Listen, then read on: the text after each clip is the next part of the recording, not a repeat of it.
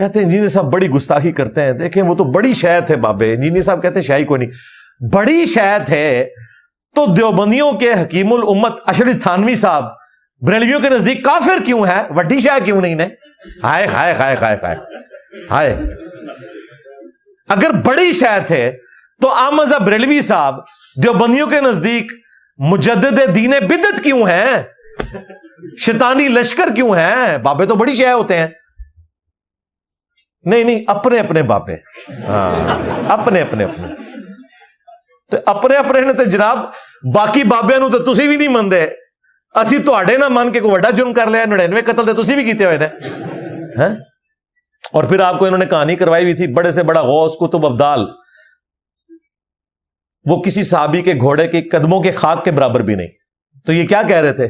صحابی کے گھوڑے کی قدموں کی خاک جیسا ہے ہی کوئی نہیں، غوث قطب ابدال تے شاہی کوئی نہیں.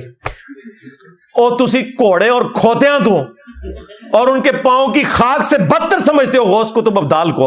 ہم تو کہہ رہے ہیں نبی کے جیسا ہے ہی کوئی نہیں، بابے تے شاہی کوئی نہیں. کہتے ثابت کرو، لو سامو. اور پھر گھوڑا بھی حضرت معاویہ کا بنایا ہوا ہے. شیعوں نے اپنا گھوڑا بنایا ہوا ہے، سنیوں نے ایک اپنا گھوڑا بنایا ہوا ہے. حضرت معاویہ کے گھوڑے کے قدموں کی خاک کے برابر نہیں. امیر معاویہ نے جو حضور کی حمایت میں گھوڑا دوڑایا نا، اس گھوڑے کے ناک میں جو مٹی داخل ہوئی نا، عمر بن عبدالعزیز تو اس کا مقابلہ بھی نہیں کر سکتا. یہ ویسے ہے تو جعلی بات ہے، ہم تو اس کو نہیں ایگری کرتے بالکل.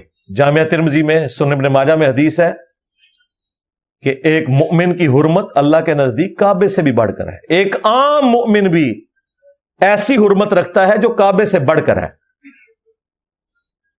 لہذا تواڈے بابے ہون گے صحابہ کرام کے قدموں کی خاک سے بدتر، ہم ایک عام مومن کو بھی صحابہ کرام کے گھوڑوں یا ان کے قدموں سے افضل سمجھتے ہیں. وہ مومنین ہے، وہ جانور ہے.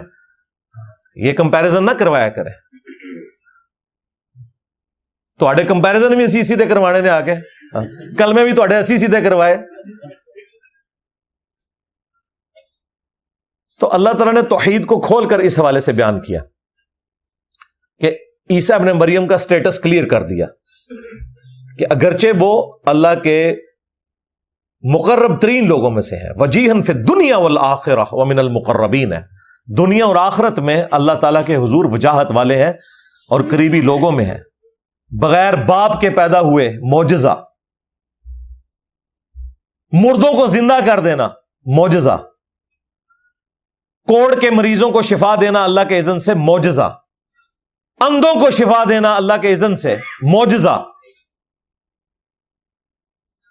مٹی کی مورت میں پھونک مارنا اور اس کا پرندہ بن جانا، اتنے بڑے معجزات کسی پیغمبر کو نہیں دیے گئے. زندگی معجزہ، پیدائش معجزہ، دنیا سے اٹھایا جانا معجزہ، دنیا میں دوبارہ آنا معجزہ. سراپا معجزہ. میں کہتا ہوں واقعی جیزس کرائسٹ حقدار تھے اس بات کے کہ اگر شیطان نے انسانیت کو ورگلانا تھا نا، خدا کے مقابلے پر کوئی خدا کھڑا کرنا تھا، تو جیزس کرائسٹ حقدار تھے جو اللہ نے ان کو شانیں دی تھی.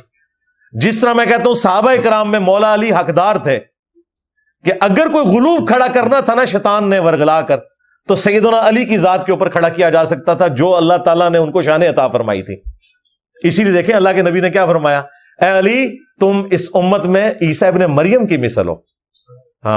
جیوز ان کا انکار کر کے تباہ و برباد ہوئے اور کرسچنز ان کی شان میں غلو کر کے برباد ہوئے. یہاں پر بھی ناصبی ان سے بغض رکھ کر گمراہ ہوئے اور رافضی ان کی شان میں غلو کر کے گمراہ ہوئے. جو فضائل صحابہ احمد بن حنبل کی کتاب میں موجود ہے، صحیح سند سے مولا علی کا قول، میری وجہ سے 2 فرقے گمراہ ہو جائیں گے، یعنی مجھے بنیاد بنائیں گے، اور 2 جہنم میں جائیں گے، ایک میری محبت میں غلو کر کے، ایک میری دشمنی میں غلو کر کے. یعنی ناصبی اور رافضی ہم دونوں سے بری ہیں الحمدللہ. اہل سنت کا منہج ان دونوں سے بری ہے الحمدللہ.